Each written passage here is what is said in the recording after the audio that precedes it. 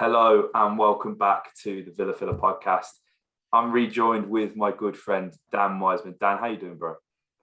Great to be back, mate. Great to be back. Just wanted to, take a bit of time to apologise for my absences, man. 2 videos I missed out on and stuff I really wanted to talk about as well. But yeah, it's been a crazy Christmas. We've had some ups and downs. I hadn't had a minute's rest. So it's great to be back on with you, mate, because as much as I did, like everyone else, sat down and enjoyed the 2 videos you put together, there was a little part of me that was, I felt a little bit bad for not being there. So, great to rejoin you, mate.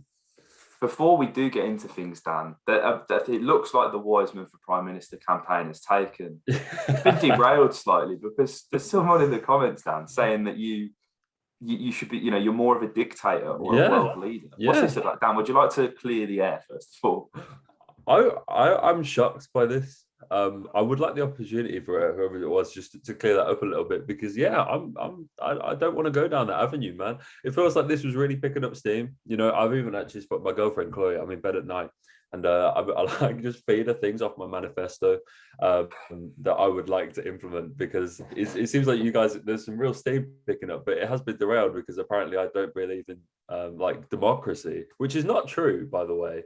I just want to state publicly that I am for the democratic system that currently presides over the United Kingdom, and I hope to continue to benefit from it, but obviously not as a dictator. I don't think.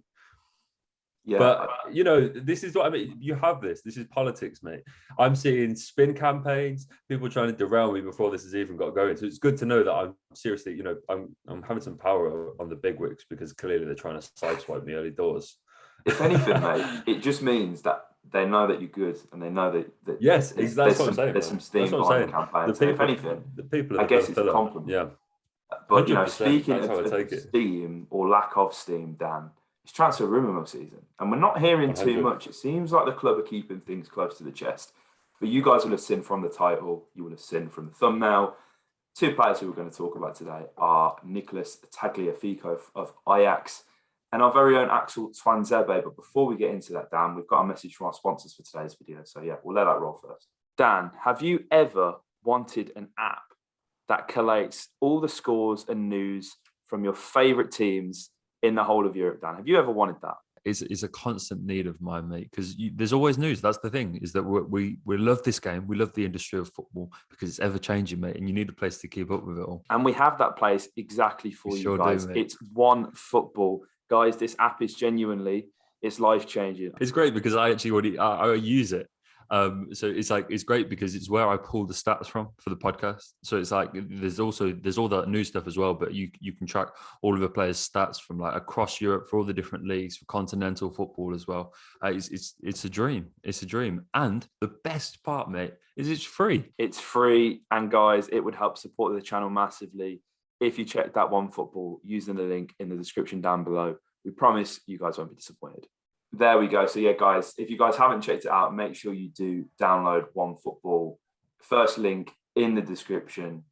As Dan said, it's life-changing. It is a life-changing app. So we can't recommend you guys check it out more, and it does really help us out at the channel if you do have a look at that. But now, Dan, first of all, we're going to discuss something that kind of came out of nowhere but almost makes sense, is the imminent departure of Axel Tuanzebe to Napoli on loan. Now, I think I don't really know why we signed Axel. I know if you go back and look at the podcasts we did and the reactions, of course we were happy because I think it's a position that needed cover with Engels leaving, but it almost felt like the chapter of Axel Tuanzebe at Aston Villa ended with promotion, Dan, because he chose to stay at Manchester United and fight for his space after, let's be honest, not even playing half of the season of football at Villa and, looking very good. But there aren't many players, nay, defenders, that look half decent in the Championship and get straight into a Manchester United team, despite how bad that Manchester United team is there, Dan. So it almost seemed like a strange one with the sort of impregnable partnership of Konsa and Mings as well at Villa at the time as well, Dan. Yeah, I think it's one of those where it was such a luxury to have him on the bench, and I don't think anyone really foresaw that I think when we signed him, we would have intended to put him sort of above Courtney House in the pecking order. But House has been outstanding, really, whenever he's played. Every time he's come in, he had that crowning moment at United. And so it sort of felt that, like, if one of concert, as they have, I think Mings is suspended for the Brentford game tomorrow at the time of recording. So, you imagine it will be Courtney House that steps in there. Whenever that situation has arisen, whether we've been out without Concert or Mings, House has been the one to come in, which obviously is not good news for Axel, because he's a fantastic player. We do love him at the Villa, and I think it's a shame that it hasn't quite worked out. I think it perhaps now gives a bit more clarity to this situation to why we were hearing the Joe Gomez rumours. Yeah, because it's a centre back. We were sort of saying this on the podcast. It doesn't really make sense with the amount of centre backs that we've got at the moment, especially as one of them is already a loan into Tuanzebe. So it perhaps provides a bit more clarity on that. I think it's something that's clearly been, whenever you see stuff like this happen virtually on the 1st of January, it means that it's been happening for some time.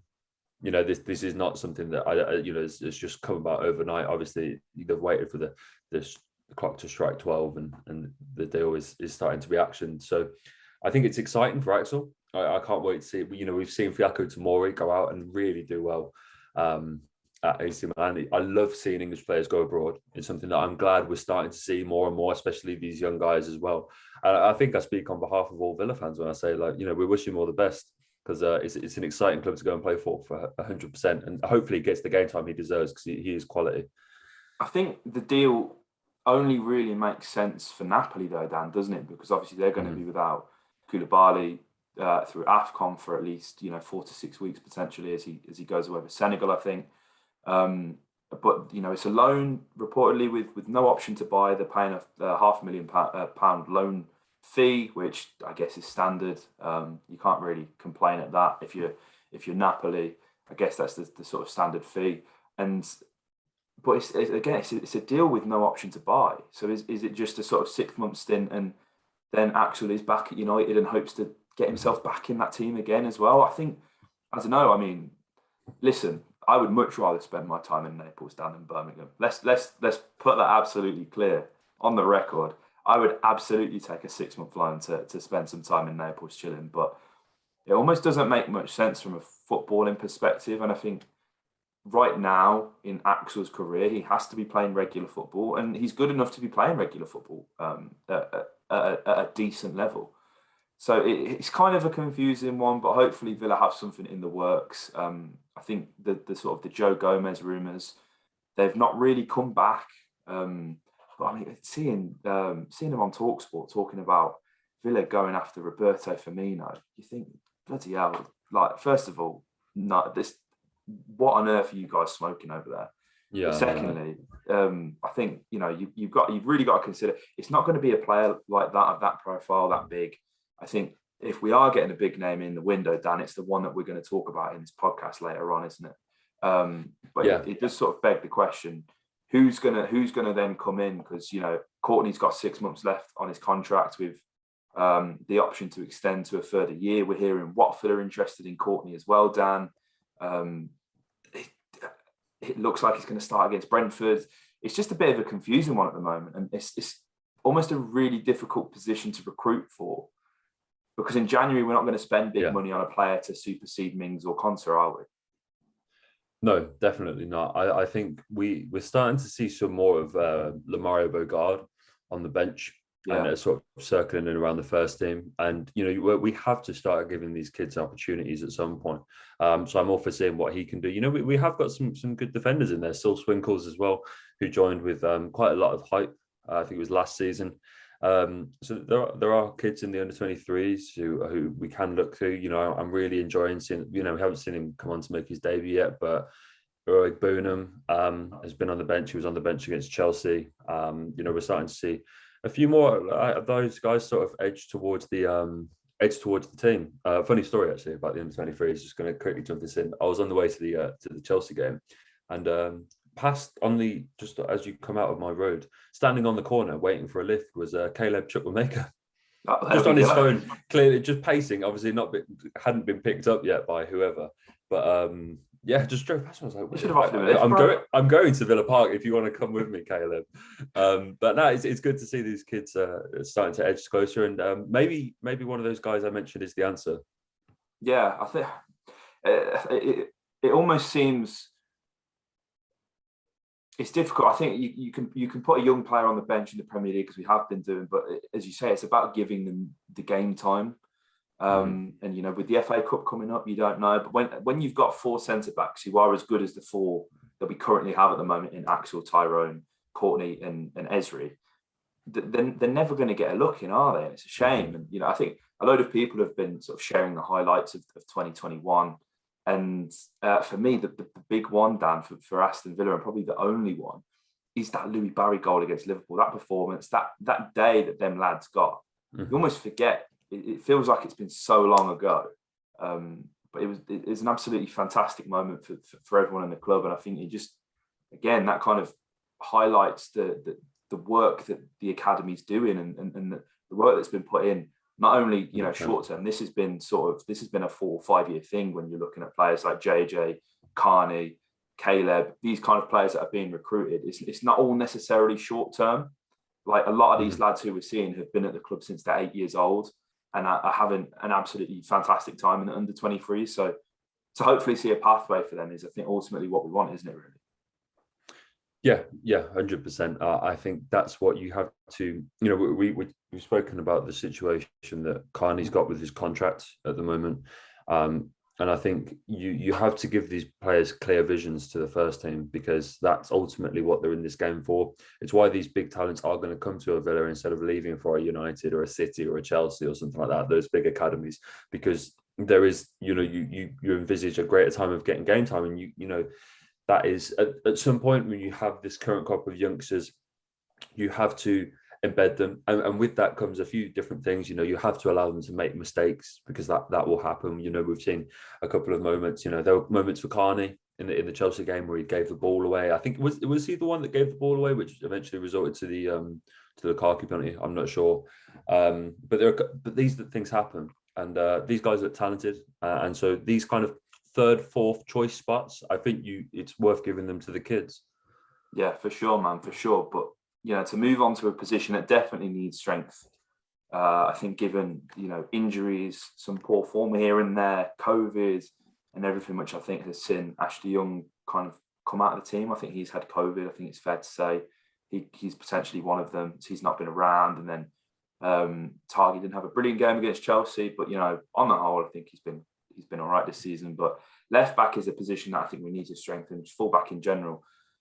So to kind of see Fabrizio Romano, Dan, linking us with NICOLAS Tagliafico of Ajax and Argentina fame, this is a really exciting name. This is the kind of names that we love to talk about on these Transfer Rumour podcasts. And naturally, we are going to break it down now. If you guys cast your minds back to the wonderful Ajax team of 2 or 3 years ago that made it to the Champions League semi-finals, Tagliafico is at the heart of that at fullback and was absolutely fantastic. It was almost always that ball out from Onana to Tagliafico, pings it long to Ziyech, comes inside every single time. He's got a wonderful range of passing. He's 29 years old, Argentinian, obviously, as we've mentioned, and is one of them players. I think Ajax always seem to strike the balance really well, Dan, don't they? With, of course, bringing through the players from their wonderful academy, but sort of bringing in. I don't want to describe them as ringers, but you have your Daley Blinds, who's obviously been there before, and your Dusan Tadic, and I think Tagliafico also kind of falls into his bracket naturally just with his age. Mm-hmm. They have the perfect blend of youthfulness and experience that I think obviously makes Ajax such an attractive club to play for. And Tagliafico has been a big part of Ajax's success over the past few years. He's not had many games this season. Daley Blind has been often chosen ahead of him this season, which I think is why there is the potential for a deal to be struck, as we're hearing from Fabrizio Romano. It almost seems like this is the last chance for him to kind of get this big move and play in the Premier League at 29 years old, Dan. But, I mean, it's such an exciting one for both parties, isn't it? Yeah, it is. He's a player that is really surprising he hasn't made the move out of there yet. Because you think, how integral he was, how impressive he is, and he's not. He's not I feel like there's a perception that he's a bit of a young gun, but he's not. As you mentioned, Andre Onana there as well. He's another player that hasn't made it out yet, and you sort of think it's only a matter of time, surely, before some of these guys. No disrespect to Ajax, because it is a wonderful club, one of my favourites in the world, but it's a production line, isn't it? These guys produce, and these players go on and display their talents all over the world. It's how Ajax are clearly very comfortable running the club, and I am too. We there's something so beautiful about seeing the players that not just come through the academy, but every player that goes there seems to improve. They just seem to develop players so wonderfully. Look at the wonderful work that Seb Haller's gone and done in the Champions League this season. Dusan Tadic is a great one. You also look, I mean, Daley Blind as well has been fantastic since he's gone back there. So you sort of see it a lot. And Tagliafico is a player that could really do everything that Gerrard asks for in a fullback. You look at some of his attacking metrics, and they're really strong. He averages a goal creating action every 2 games across Europe's 5 leagues, which puts him in the top 3% for fullbacks. Just under 2 shot creating actions a game. His creative ability is really impressive. Just to forge situations through energy and those overlaps that a lot of fullbacks don't seem to. He has the pace that I think sets him apart from someone like Target, because Target is capable of doing these things, but that one-on-one ability, that ability to drive with the ball and run at a player, that's not Tiggs' strength, and it's clear that that's what Gerrard wants in a fullback, and it's clear. We had some links with Borna Sosa a few weeks ago, Aaron Hickey, and now this coming from Fabrizio. The team's nailed on that left back is a position that we're pressing on. You sort of do feel a little bit hard done by for Tiggs, because he hasn't really put a foot wrong. It's just, I think these guys are a cut above. Yeah, that's the thing, isn't it, man? It's like you've got to. It's really difficult, because you want to be sentimental with the players that you have, but you almost have to be cutthroat. And I think fullback is a position, and I don't think people are prepared for the conversation of right back either. But there has to be drastic changes in Matty Cash's crossing ability. Otherwise, he isn't going to be at the club long term. The people aren't going to like that's what I'm saying, because he's a fan favourite. He's swashbuckling. He's this. He's that. But if he doesn't buck up his crossing ability, which is something I feel like I mention every single podcast, then he's of no use to Steven Gerrard, because the fullbacks are so important for creating chances. That's just real talk. But no, what I like about Tagliafico as well is he isn't just this attacking fullback, Dan. It goes both ways, and he's not the tallest of fullbacks, so naturally he gets targeted with a lot of crosses onto the back post. And the defensive metrics that he's sort of racking up are really impressive, Dan. He's averaging 2.27 aerials duels won per 90. He's averaging 2.29 tackles per 90 as well. 15.11 pressures, which is, again, it's a nice sort of number where you'd expect them to be.